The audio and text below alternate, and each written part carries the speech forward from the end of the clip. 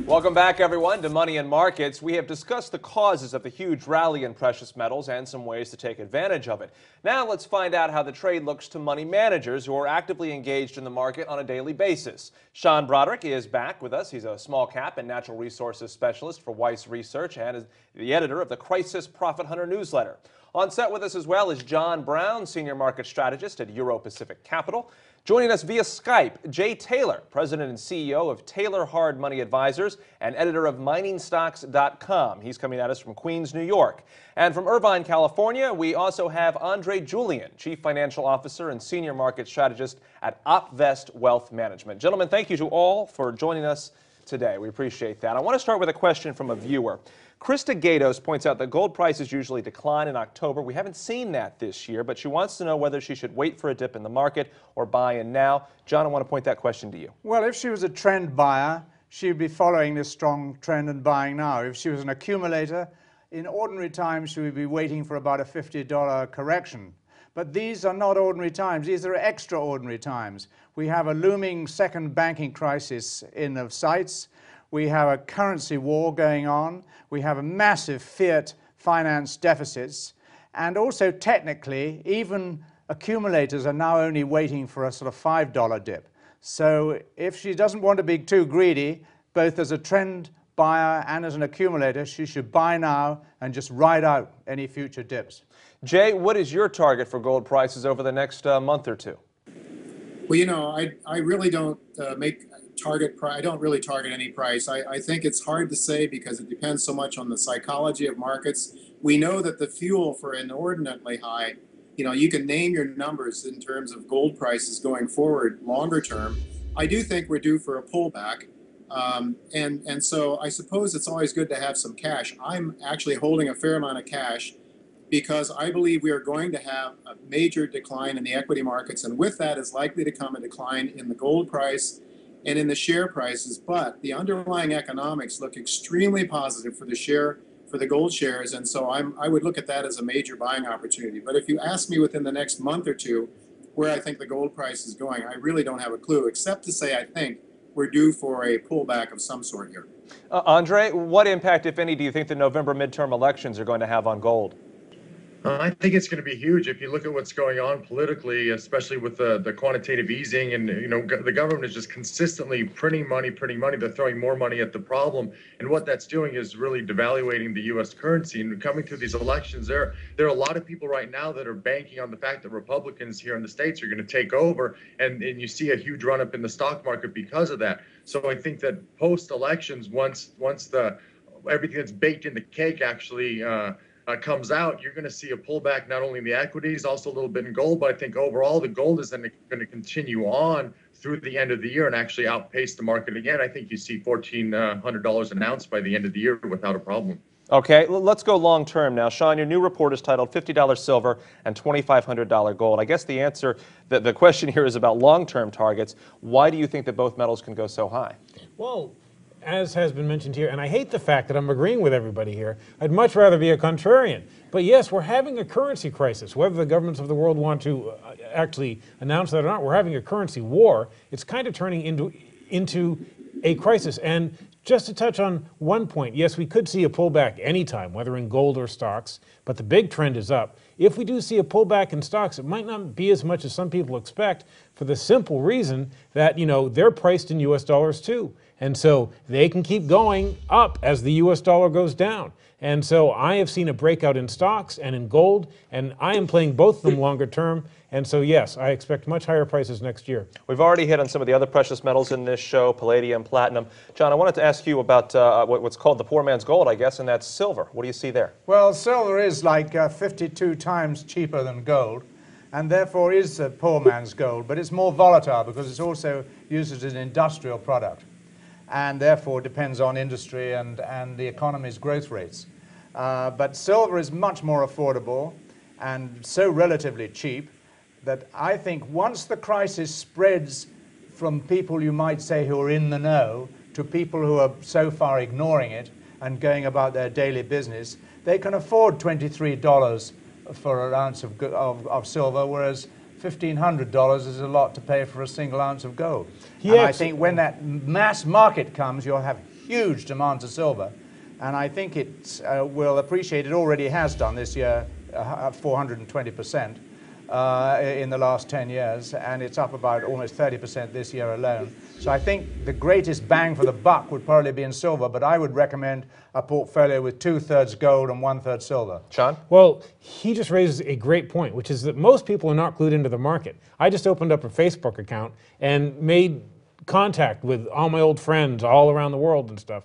And most of them have no clue about the precious metals market at all. The vast majority of the investing public is not aware of this. When that reaches their consciousness, you're going to see a big move in gold and in silver. And silver, yes, it is affordable. But like he also mentioned, it's an industrial metal. We've seen imports of silver into China increase 7 times in like the last 7 months. They just keep going up and up and up. They're using a lot more of it for electronics of all types, of course, but you use silver in so many applications nowadays. Everything from clothing to electronics to solar panels, and it's more and more useful. So we have these 2 demands pulling at silver, and I think it's going to be a big thing. Say something on the long-term targets, which are almost the sky's the limit in many ways, because at the moment we're headed for a Weimar Republic type of economy at the moment.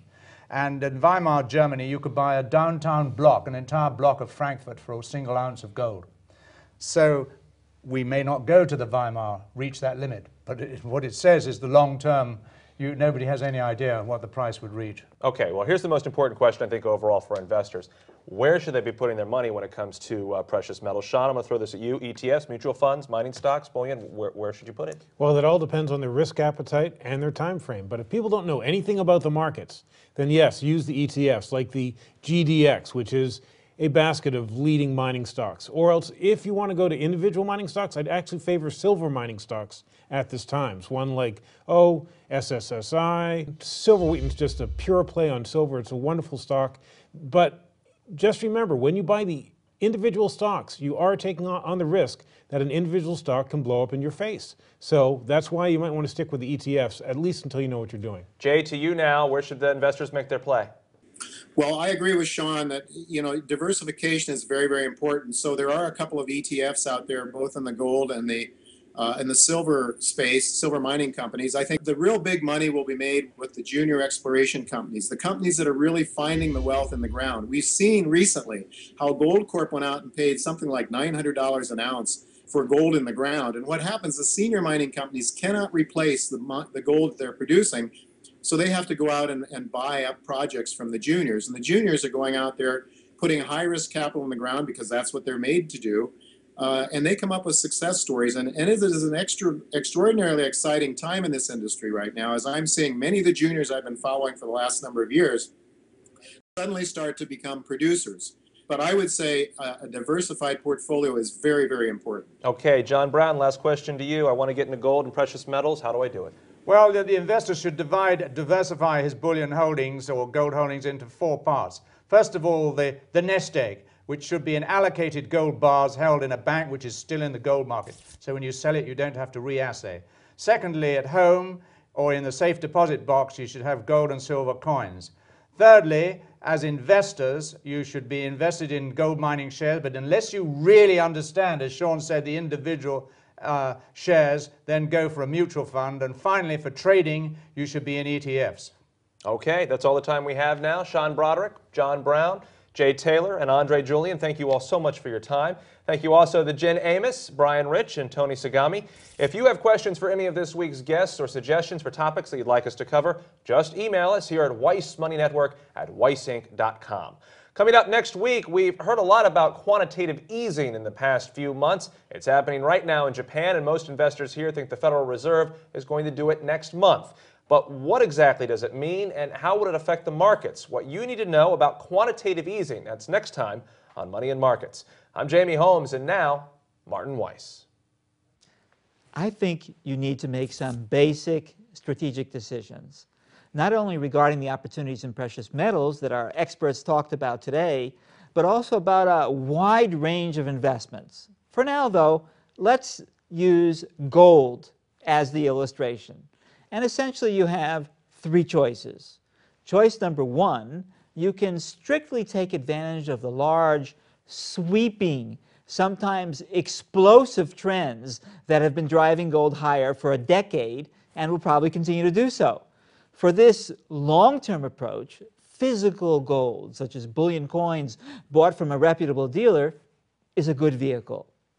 Choice number 2, you can play the shorter-term market moves, which, by the way, can also be pretty large by historic standards. And for this, exchange-traded funds, or ETFs, that buy gold bullion for you, such as GLD, can make sense. Choice number 3, you can do a combination of both. In other words, you can earmark a percentage of your portfolio, your core long-term holdings, to follow exclusively the long-term trends, and at the same time, you can allocate another separate portion of your portfolio to trade those same markets more actively. Indeed, it's this third combined approach which we recommend for many of our readers and viewers. So let's see how this can work, still in the context of gold. Back in 1999, many of our readers acted on our instructions to buy physical gold bullion. They socked it away until someday in the future when we might issue a sell signal. And to this day, after nearly 12 years, we have not yet issued one single sell signal for physical gold. Someday we may, but probably not for a couple more years. Why? Well, because that simple buy and hold strategy alone has been enough to multiply the original capital by over 4 times. So there was no pressing need to trade in and out. Second, because the powerful long-term drivers behind rising gold prices have not only remained firmly in place, they've gotten a lot stronger. As we've been telling you here all along, the global fiscal crisis in the US, the UK, EU, and Japan is not getting better, it's getting worse. As we explained here just this past Monday, central banks are not learning more restraint, they're running their money printing presses faster than ever before in our lifetime. And as our experts explained again right now and today, all that new paper money is not going into the economy, it's escaping to gold, silver, virtually anything that can go up when the dollar goes down. So those are the big drivers behind our long-term strategy. Meanwhile, we've also been recommending trades in GLD, buying on weakness and selling on strength. I think you can do something very similar, either on your own or with our guidance. This is Martin Weiss from Money and Markets. Thanks for joining. We'll see you here again next week.